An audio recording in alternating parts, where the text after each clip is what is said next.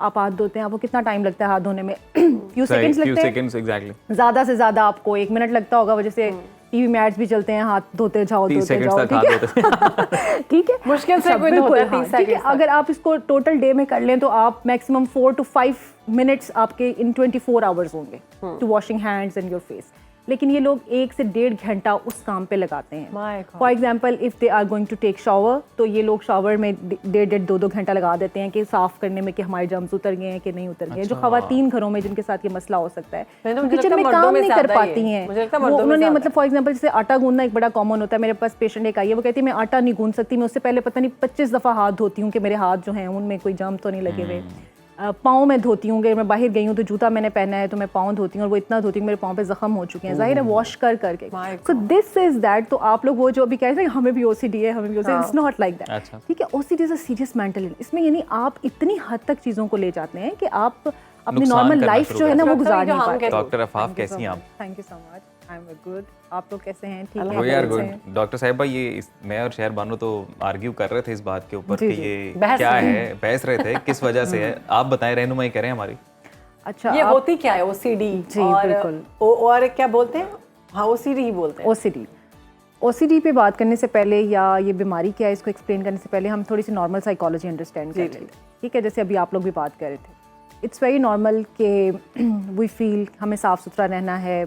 हम बाहर से आते हैं तो हम अपने हमें लगता है कि हाथों पे जर्म्स होंगे, खाना खाने से पहले, चीज़ों को छूने से पहले हम हाथ धोते हैं। इस तरह से ये भी बड़ा नॉर्मल है कि हम घर से निकलते हुए चेक करें कि हमने डोर लॉक किया हुआ है कि नहीं किया हुआ। And it's also very normal कि हम सोने से पहले घर के चेक कर लें कि ओवन बंद है कि नहीं बंद है, स्टोव बंद है या नहीं, खिड़कियाँ दरवाजे ताले वाले हमने बंद किए हुए कि नहीं किए हुए। It's very normal. And if I say that we check like double check, so it's also very normal.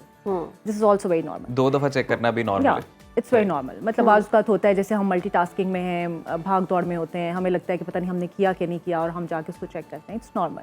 लेकिन कोई चीज़ जब एक्सेसिव हो जाती है, और कितनी एक्सेसिव हो जाती है वो भी मैं भी बताऊँगी, तो फिर वो हम उसको OCD में ले आते हैं। OCD बेसिकली है obsessive compulsive disorder and it's a very serious mental illness. It's not like that जो कि आप अभी थोड़ी सी बात भी कर रहे थे, वो समहाउ पर्सनैलिटी ट्रेट्स में आती हैं वो चीज़ें कि साफ़ सुथरा रहना या चीज़ों को ऑर्गेनाइज करना या ऑर्डरिंग करना। लेकिन जो OCD है it's a serious mental illness, और इसमें 2 चीज़ें हैं जैसे कि ऑब्सेशंस हैं और कंपल्शंस हैं। ऑब्सेशंस का मतलब ये है कि आपको जो पेशेंट है उसको रिपीटेड थॉट्स आ सकते हैं, वो रिपीटेड कोई अर्जेस हो सकती हैं, रिपीटेड कोई एक्शंस हो सकते हैं जो उनको फिर परफॉर्म करने के लिए करता है, यानी वो ख्यालात हो सकते हैं, मेंटल इमेजेस हो सकते हैं।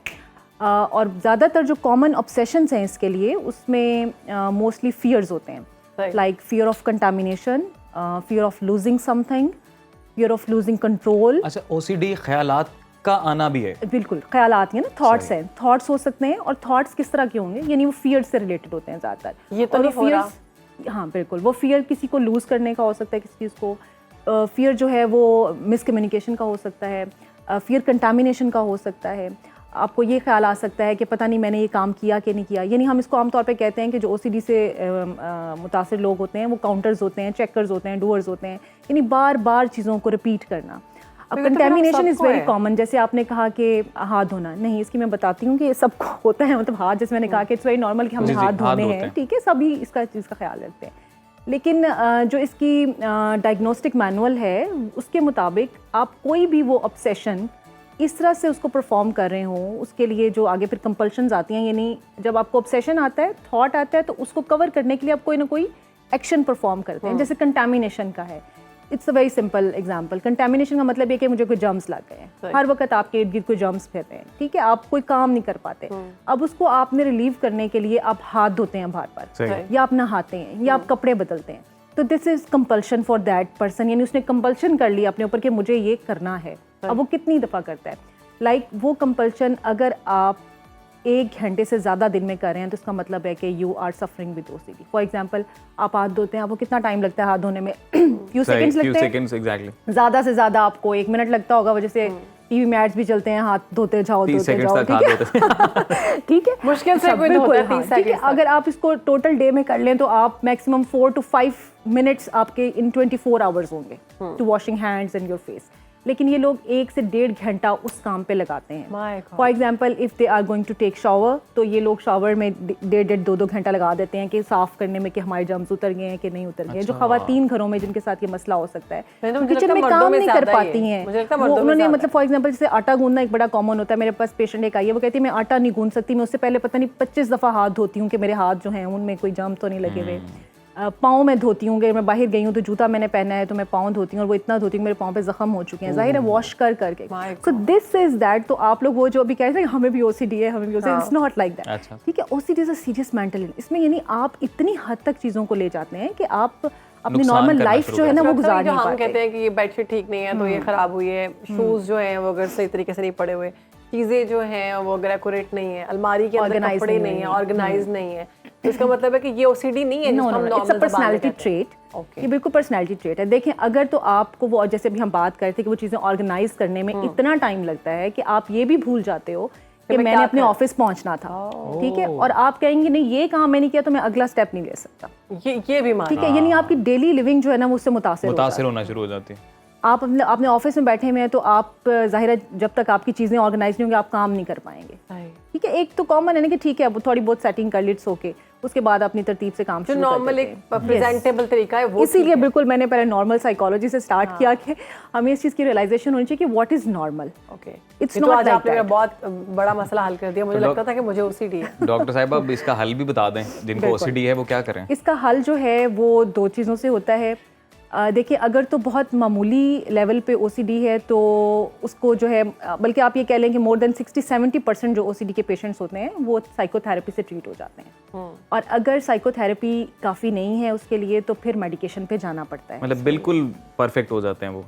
देखिए, परफेक्ट नहीं हम कह सकते, परफेक्शन तो फिर वही बात है कि हम फिर एक ओसीडी की टाइप आ जाती है या पर्सनैलिटी डिसऑर्डर की आ जाती है, नॉर्मल लाइफ गुजारना जिसको कहते हैं। तो मोर देन 70-80% जो पेशेंट्स होते हैं ओसीडी के वो ट्रीटमेंट के साथ यानी साइकोथेरेपी के साथ और मेडिकेशन के साथ बहुत हद तक अपनी लाइफ जो है वो नॉर्मल गुजार लेते हैं। अच्छा, इसका ऑनसेट भी जो है वो लेट टीन एज या अर्ली एडल्टहुड में होता है। यानी जैसे आप कोई 15-16 साल की उम्र में जाते हैं उससे लेके तो लाइक 20-23 ईयर्स में ये चीज़ जाहिर होना शुरू हो जाती है। यानी बच्चे में भी ये चीज़ें नहीं होती हैं, ना ही लेटर स्टेज पे होती हैं।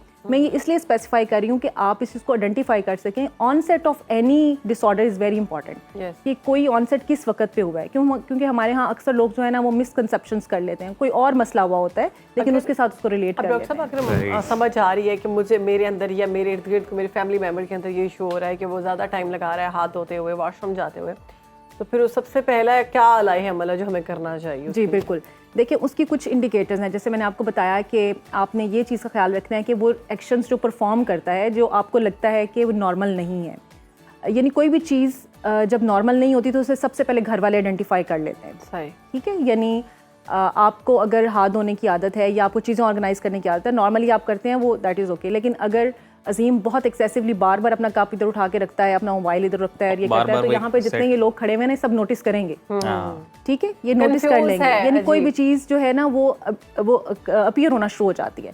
तो सबसे पहली चीज़ ये है कि आप नोटिस करें कि अगर वाकई कोई ऐसी डिफरेंट एक्शन वो परफॉर्म कर रहा है। अच्छा, इसमें और भी तरह की चीज़ें आती हैं, कंपल्शंस में बाज़ का टिक्स भी आ जाते हैं। वो आपने देखा होगा लोग अपने ये शोल्डर्स वो श्रेड करते हैं, इस तरह से करते हैं, ठीक है, इस तरह से नोज टेप करना नहीं। अच्छा, वो एक नॉर्मल ना, कुछ इतना नहीं है, लेकिन वो उनको करने के लिए बाज़ का तो इतना रिपीटेड, यानी आंख की कोई मूवमेंट ऐसी होती है, चेहरे की मूवमेंट, बिल्कुल चेहरे की मूवमेंट को ऐसी डिफरेंट होती है जो बार बार वो करते हैं और इतना करते हैं कि वो विजिबल होना शुरू हो जाती है। तो अगर इस तरह की कोई कंडीशन नजर आती है, बातें भी करते हैं कुछ लोग, यस, टू सम एक्सटेंट कर सकते हैं, लेकिन मतलब वो कोई साइन हो सकता है, कोई सिग्नल हो सकता है, यानी उसको उन्होंने किसी ना किसी तरह से कवर करना है। जो उनके माइंड में थॉट चल रही है उसको कवर करने के लिए मैंने कुछ ऐसे लोगों को देखा है कि ये डिसऑर्डर है कि नहीं, मैं क्लियर करना चाहती हूँ, इसी में आता है कि नहीं, कि वो बात कर रहे हैं और बात करने के बाद वो अपने मुंह के अंदर वही बात दोबारा से रिपीट करते हैं। Yes, this is something different, psychological ये इशू है कोई, लेकिन ऑफ कोर्स इसकी कई और रीजंस भी हो सकती हैं, हम इसको सिर्फ इसके साथ रिलेट नहीं कर सकते।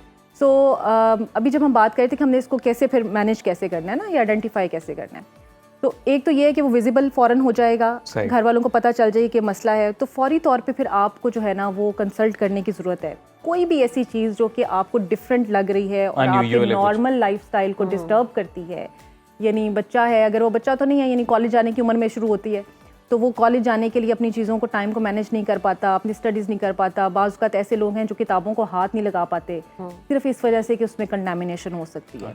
यानी इतनी स्वीयर चीज़ें हैं। पिछले दिनों मैं एक फ्रेंड के घर गई तो उसने कहा कि आप माइंड ना कीजिएगा अगर मेरी वालदा आपसे ना मिले तो। अब ज़ाहिर I am a doctor, I can understand, लेकिन वो क्या है कि आप हाथ मिला, हमारा एक बड़ा सोशल नॉर्म्स है कि हमने हाथ मिलाना है, हमने गले लगना है। जब तक हम नहीं लगते तो हमें लगता है कि हमने वार्म वेलकम नहीं किया ना किसी को। तो शी डिस्क्राइब्ड कि वो ऐसा नहीं करेंगी ना, क्योंकि अगर कोई हमारे घर में आता है ऐसे करता है तो वो फ़ौरन उठती हैं, जाती हैं, चेंज करती हैं। मतलब देखें कि आपकी ज़िंदगी कितनी हद तक जो है वो डिस्टर्ब हो जाती है। आप अपने बच्चों के साथ कंफर्टेबल नहीं हैं, आप अपने पार्टनर के साथ कंफर्टेबल नहीं हैं। अच्छा, ये बुजुर्गों में मैंने ज़्यादा देखा है कि 60 क्रॉस करने के बाद ना, जब उनके घर में कोई आता है तो जाने के बाद वो सारा धोना शुरू कर देते हैं, उन चीज़ों को साफ़ करना शुरू कर देते हैं, अपने बेड को चेंज करते हैं। ये तो मैंने भी अपने सामने 1-2 बुजुर्ग को देखा है। हाँ, मतलब सब बुजुर्ग, हम इसको मतलब जनरलाइज नहीं कर सकते कि सब बुजुर्ग ऐसे करते हैं, लेकिन कुछ लोग ऐसे जो है वो बुजुर्ग भी कर सकते हैं और वो यंग लोगों में भी ये डिसऑर्डर ही है। बिल्कुल ये डिसऑर्डर। डॉक्टर साहबा बहुत शुक्रिया आपके वक्त का, और अच्छी बात ये है कि इसका इलाज है और आपने घबराना नहीं, परेशान नहीं होना। अगर किसी को इस तरह के कोई मसाइल का सामना है तो आप डॉक्टर से कंसल्ट करें और आप एक अच्छी और हेल्दी ज़िंदगी। और एक और चीज़, अगर छोटी-छोटी चीज़ें जो आप चाहते हैं कि वो प्रेजेंटेबल हो, वो मतलब सेट हो आपके घर में, तो वो OCD नहीं है। हम नॉर्मल लैंग्वेज में भी कहते हैं कि ये सब कुछ मसला हो रहा है तो ये OCD है। ये शख्स जो है ना OCD का शिकार, ऐसा नहीं है। ये तो आज मुझे क्लियर हो गया।